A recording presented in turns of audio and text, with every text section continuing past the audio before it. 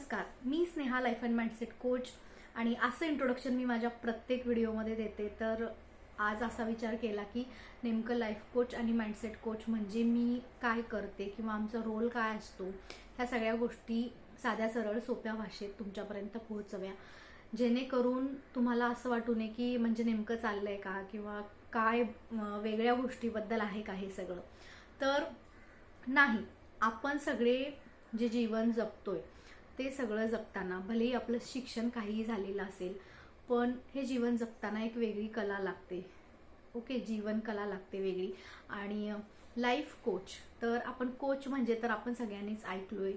कुठलाही खेळ आपल्याला जर एखाद्या उच्च स्तरावर खेळायचा असेल, state level, national level, international level, तर तिथे आपल्याला प्रत्येक खेळासाठी कोच हा मस्ट असतो आणि त्या कोचच्या अंडर आपण सगळ्या गोष्टी करतो आणि आपल्याला तो खेळ कसा जिंकता येईल या सगळ्या गोष्टी मग चालतात.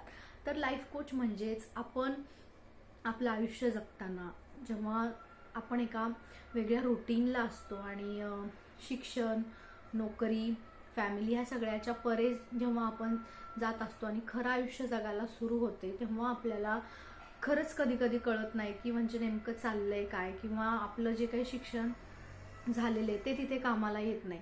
तर आपल्याला वेगळ्या काही कला याव्या लागतात किंवा वेगळ्या काही गोष्टी आत्मसात कराव्या लागतात, जेणेकरून आपलं जीवन जगणं सोपं व्हावं आणि आपल्याला जो खरा आपलं अल्टिमेट सगळ्यांचं जे गोल आहे की सगळ्यांना आनंदी राहायचंय, सुखी राहायचंय आणि हा जो जीवन प्रवास आहे तो सगळ्यांना छान पद्धतीने जगायचा आहे. तर सगळ्यांचं गोल तर एकच आहे, सगळ्यांचं शेवटी स्वप्न एकच आहे की सगळ्या रोजचा दिवस कसा छान पद्धतीने घालवावा आपण, किंवा पण तसं होत नाही. ॲक्च्युली तशा गोष्टी होत नाहीत आणि त्यामुळे आपण आयुष्यात कुठंतरी स्टक होतो, कुठंतरी थांबतो आणि आपल्याला नेमकं काय चाललंय आणि काय सुरू आहे हे कळत नाही. तर तिथं एका लाईफ कोचचा रोल असा असतो की आपल्याला सपोज ए पॉईंटवरून बी पॉईंट पर्यंत जायचंय, पण तिथे जायचंय कसं हेच माहिती नाही. तर तिथे तुमचा हात धरून तुम्हाला तुमच्या आयुष्यात जे काही पाहिजे ते सगळं मिळवून देण्यासाठी, किंवा एक जस्ट काय असतं काय नाही त्या सगळ्या गोष्टी सांगणं, करायचं तर तुम्हाला सगळ्यांना म्हणजे ज्याचं त्यालाच सगळ्या गोष्टी कराव्या लागतात. पण एक अशी सिस्टम आहे ज्यामध्ये बऱ्याचशा गोष्टी आपल्या क्लिअर केल्या जातात. तिथे तुम्हाला खूप लहानपणापासून आपण कसं वागतो, किंवा मग आपली विचार करण्याची पद्धत काय आहे, किंवा मग आपल्या डोक्यात नेमकं काय चालू असतं, किंवा आपली बुद्धीच्या आधारे आपण किती काय गोष्टी बदलू शकतो, आणि ह्या सगळ्या गोष्टी शिकून त्याला जोड आहे खूप साऱ्या सायंटिफिक टूल्स आणि टेक्निक्सची, जे की प्रूव्हन टूल्स अँड टेक्निक्स आहेत आणि त्याच्या आधारे खूप सारं काम केलं जातं आपल्या स्वतःवरती. आणि जेव्हा आपल्या स्वतःवरती बरंचसं काम केलं जातं तेव्हा बाकी जगात काय चालू आहे, आपल्या आजूबाजूला काय चालू आहे, आपल्या फॅमिलीमध्ये काय चालू आहे, ह्या सगळ्या गोष्टी काहीच मॅटर करत नाहीत.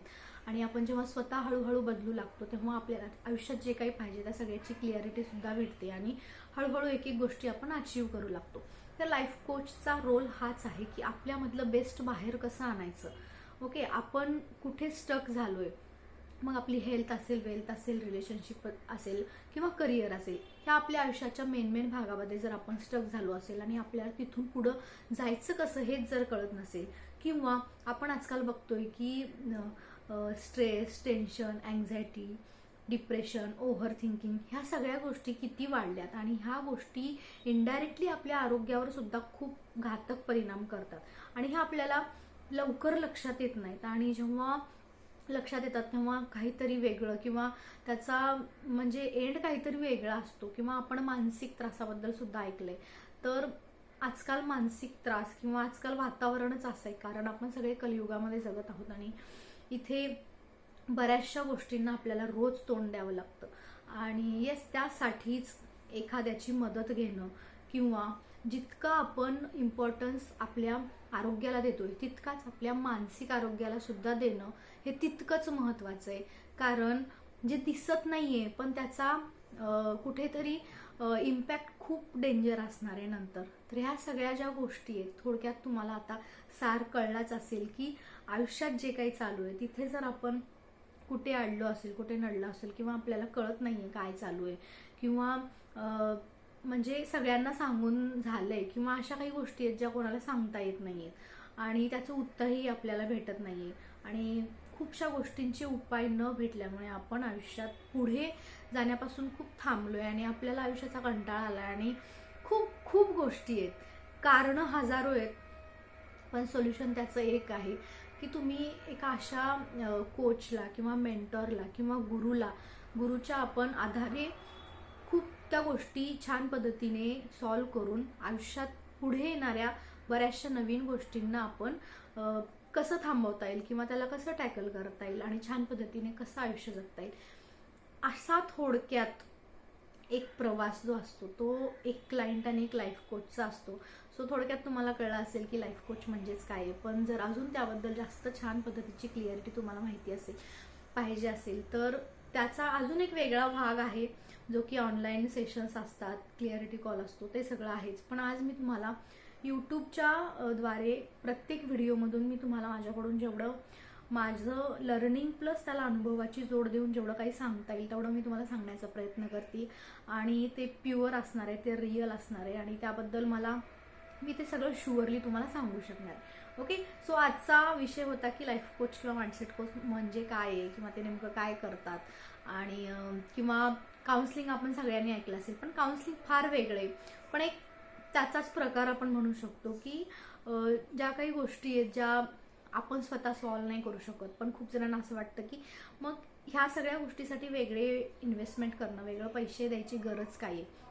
कारण आपल्याला त्याचं महत्त्व माहिती नाही, त्याची व्हॅल्यू आपल्याला माहिती नसते, कारण आपण स्वतःला तेवढं व्हॅल्युएबल समजतच नाही आहेत.